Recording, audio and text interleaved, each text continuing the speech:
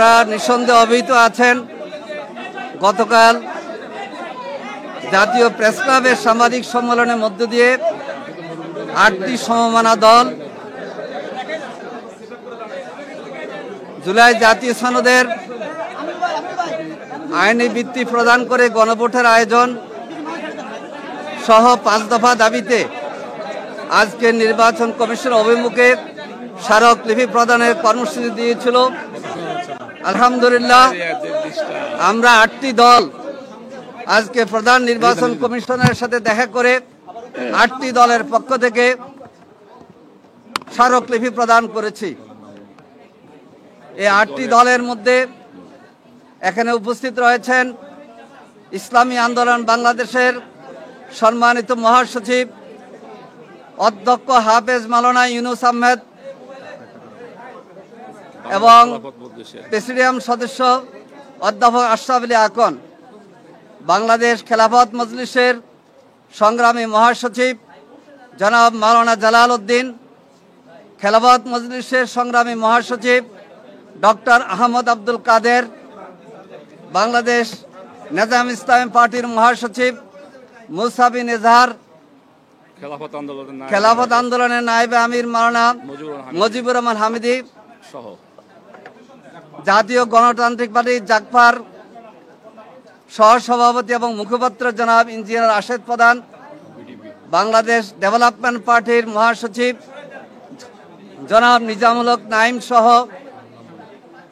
এবং জামাত ইসলামের পক্ষ থেকে আমি উপস্থিত রয়েছি আব্দুল হালিম এবং কেন্দ্রীয় নির্বাহী সদস্য জনাব মোবারক হোসেন এবং ঢাকা মহানগরী উত্তরের সেক্রেটারি জনাব ডক্টর রেজাউল করিম সহ জাতীয় নেতৃবৃন্দ, সংগ্রামী সাংবাদিক বন্ধুগণ, বর্তমান সময়ের আলোচিত বিষয় হচ্ছে জুলাই গণ অভ্যুত্থানের স্বীকৃতি স্বরূপ সরকার জাতীয় ঐক্যমত কমিশনের মধ্য দিয়ে যে জুলাই জাতীয় সনদ তৈরি করেছে।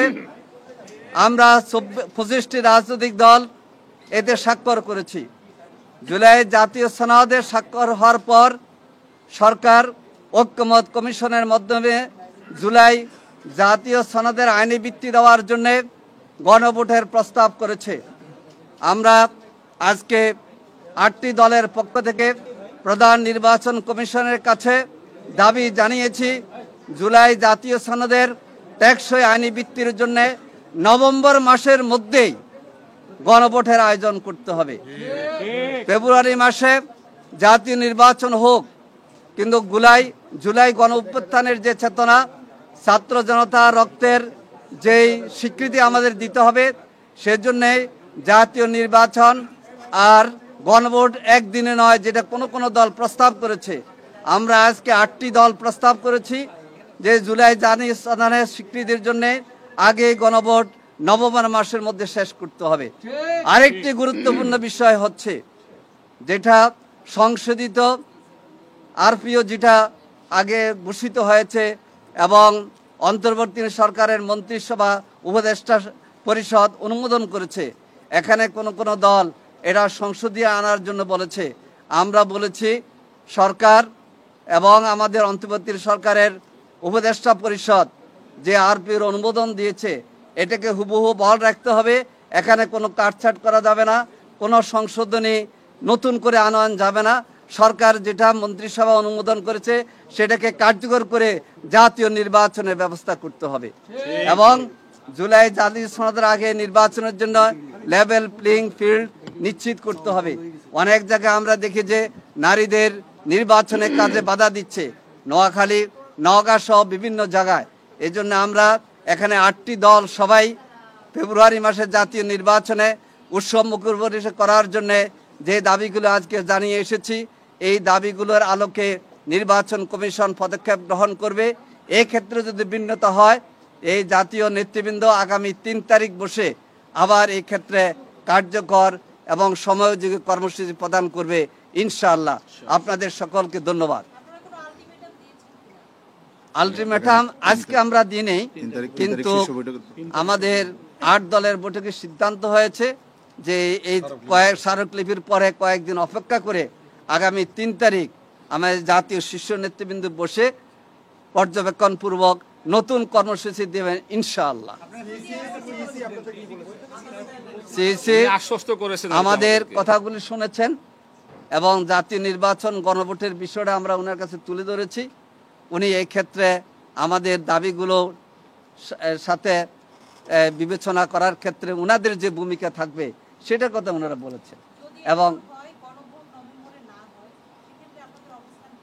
এই ক্ষেত্রে আগামী 3 তারিখ আমাদের জাতীয় নেতৃবৃন্দ এই ক্ষেত্রে বক্তব্য দেবেন। তাছাড়া গণভোট নভেম্বরে না হলে জাতীয় নির্বাচন প্রশ্নবিদ্ধ হয়ে যাবে এবং জনগণ এটাকে ভালোভাবে নেবে না। অবশ্যই নভেম্বরে গণভোট করতে হবে।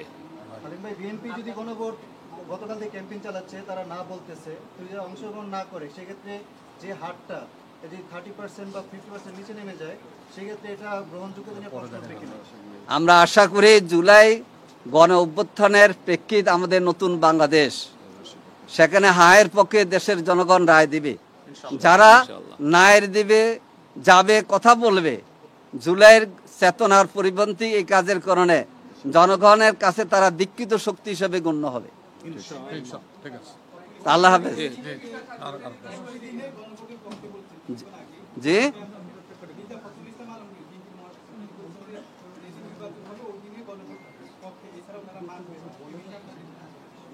না, এটা ওনারা দল হিসাবে বলতে পারে, কিন্তু আমরা তো বলেছি যে একই দিন নির্বাচন হলে জটিলতা তৈরি হবে।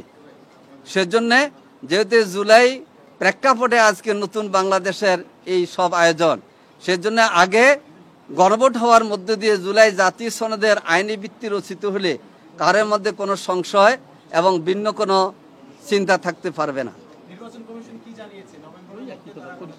না, তারা নোট নিয়েছে, সরকারের সিদ্ধান্তের আলোকে তারা বাস্তবায়ন করবে। জি ধন্যবাদ।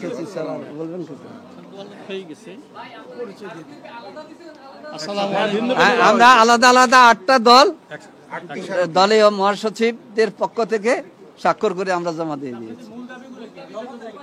মূল দাবি 3টা। একটা হচ্ছে নভেম্বরে গণভোট, জাতীয় সনদের জন্য এটা আইনি ভিত্তি রচনা করবে, যেটা ছাত্র জনতার দাবি। দ্বিতীয় হচ্ছে সংসদীয় যে আরপিও সরকার ঘোষণা করেছে, নির্বাচন কমিশনের কাছে আছে, যেটাকে সংস্কার কমিশনের প্রস্তাবিত, এটাকে বহাল রাখতে হবে। আর তৃতীয় হচ্ছে সকলের জন্য লেভেল প্লেইং ফিল্ড নিশ্চিত করতে হবে। এই 3টে আমাদের মৌলিক দাবি সব দলের পক্ষ থেকে আমরা দিয়েছি। জি, আল্লাহ হাফেজ। কথা বলে প্রিয় সাংবাদিক বন্ধুগণ, এখন সংক্ষিপ্তভাবে আলোচনা করছেন, ব্রিফ করবেন ইসলামী আন্দোলন বাংলাদেশের মহাসচিব অধ্যক্ষ হাফেজ মাওলানা ইউনুস আহমেদ। ইসলামী আন্দোলন বাংলাদেশ থেকে আমরা 4 জন প্রতিনিধি এখানে এসেছেন। আমাদের দলের মহাসচিব অধ্যক্ষ হাফেজ মাওলানা ইউনুস আহমেদ, প্রেসিডিয়াম সদস্য অধ্যাপক আশরাফ আলী আকন, এছাড়াও আছেন যুগ্ম মহাসচিব মাওলানা ইমতিয়াজ আলম এবং আমি যুগ্ম মহাসচিব ঢাকা উত্তরের সভাপতি শেখ ফজলে বারী মাসুদ। এখন আমাদের সম্মানিত মহাসচিব আপনাদের সামনে আজকের বৈঠক সম্পর্কে সংক্ষিপ্ত ব্রিফ করবে। আসসালামু আলাইকুম রহমতুল্লাহ বারাকাতুহ। প্রিয় সাংবাদিক বন্ধুগণ, আমাদের পূর্ব সিদ্ধান্ত মোতাবেক আমরা এসেছিলাম স্মারকলিপি প্রদানের জন্যে। কিছুটা সময় ক্ষেপণ করে হলেও প্রধান নির্বাচন কমিশনার আমাদের সঙ্গে সাক্ষাৎ দিয়েছেন, মূল খোলা কথা আমরা বলেছি, তিনিও বলেছেন। আমরা এই 3টা বিষয় বারবার বলেছি যে জাতীয় ঐক্যমত্য কমিশনের পক্ষের থেকে যে সুপারিশমালা পেশ করা হয়েছে এর আলোকেই জাতীয় সনদ, যেটা জুলাই জাতীয় সনদের আইনি ভিত্তি রচিত হওয়ার জন্যে নভেম্বরের মধ্যেই গণভোট দেওয়া লাগবে। আর আরেকটা বলেছি, সংশোধিত আরপিও বহাল রাখতে হবে, এখানে পরিবর্তন করা যাবে না। আর নির্বাচনের জন্য সমতল ময়দান তৈরি করতে হবে। উনি বারবার কথা বলেছেন, আমরা সাধ্যমতো চেষ্টা করব। আমাদের সহযোগিতা কামনা করেছেন, দেশবাসীর কাছে সহযোগিতা কামনা করেছেন। সবাইকে ধন্যবাদ। এইবার আমাদের প্রিয় সাংবাদিক বন্ধুগণ, বাংলাদেশ খেলাফত মজলিসের পক্ষ থেকে বাংলাদেশ খেলাফত মজলিসের সংগ্রামী মহাসচিব মাওলানা জালাল উদ্দিন আহমেদ সাহেব এখন আপনাদের সম্মুখে আলোচনা করবে। প্রিয় সাংবাদিক ভাইরা, আপনারা শুনেছেন ইতিমধ্যে আমাদের বক্তব্য।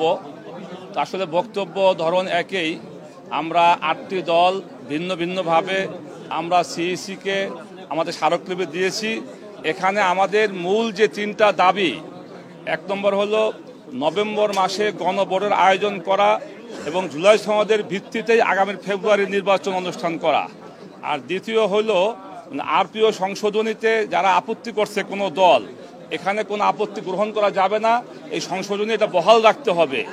আর 3 নম্বর হলো লেভেল প্লেইং ফিল্ডের বিষয়ে আমরা বলেছি, আমরা এটাও বলেছি ইতিমধ্যে আমরা দেখতেছি সরকারের কোনো দপ্তর মানে প্রশাসনের রদবদল করতেছে, এতে গুঞ্জন রয়েছে বা অভিযোগ রয়েছে যে সরকারের কোনো উপদেষ্টারা কোনো দলের পক্ষ হইয়া প্রশাসনের রদবদল করতেছে। এগুলো যদি করা হয় তাহলে সুষ্ঠু নির্বাচনের জন্য ব্যাঘাত ঘটবে। আমরা সিইসিকে পরিষ্কার বলেছি যে আপনি নির্বাচন কমিশনের প্রধান, আপনি যদি সঠিক থাকেন পুরা সব প্রক্রিয়া সঠিক থাকবে। অতএব আপনি সুষ্ঠু নির্বাচনের জন্য যা যা করতে হয় আপনারা করবেন, আমরা আপনার সঙ্গে থাকব। আর যে আপনারা কোনো পক্ষপাত আচরণ করেন জনগণ কিন্তু আপনাদের পক্ষে থাকবে না। ধন্যবাদ। এবার কথা রাখবেন প্রিয় সাংবাদিক ভাইয়েরা, এখন আপনাদের সামনে ব্রিফিং করবেন আমাদের বাংলাদেশ খেলাফত আন্দোলনের সাংগঠনিক সম্পাদক সুলতান মহিউদ্দিন সাহেব। নাহমাদুহু ওয়া নুসাল্লি আলা রাসূলিল কারীম। আমরা সকল 8টি দল যে আজকে গণভোট সহ বিভিন্ন দাবিতে নির্বাচন অফিসে এসেছি, আমরা আশাবাদী আমাদের মাননীয় প্রধান নির্বাচন কমিশনার আমাদের দাবিগুলো যথেষ্টভাবে ওনারা খেয়াল করবেন এবং মূল্যায়ন করবেন এবং অবশ্যই জাতীয় নির্বাচনের আগে গণভোটের আয়োজন উনি করবেন। এটা ওনার নৈতিক দায়িত্ব। এদেশের জনগণের চাহিদা, এদেশের জনগণের প্রত্যাশা, গণভোট ছাড়া জাতীয় নির্বাচন হলে সেই নির্বাচন হবে প্রশ্নবিদ্ধ। এজন্য আজকে খেলাফত আন্দোলন সহ যে 8টি দল প্রধান নির্বাচন কমিশন বরাবর যে দাবি রেখেছে, আমরা জোর দাবি জানাচ্ছি আমাদের এই দাবিগুলো মেনে নেওয়ার জন্য, বাস্তবায়ন করার জন্য। সাংবাদিক ভাইদের প্রতি আমাদের অনুরোধ থাকবে জনগণের কল্যাণে এবং দেশের কল্যাণে আপনারা আপনাদের দায়িত্ব পালন করবেন, জাতির কাছে আমাদের এই মেসেজ পৌঁছে দিবেন। আসসালামু আলাইকুম ওয়া রাহমাতুল্লাহ।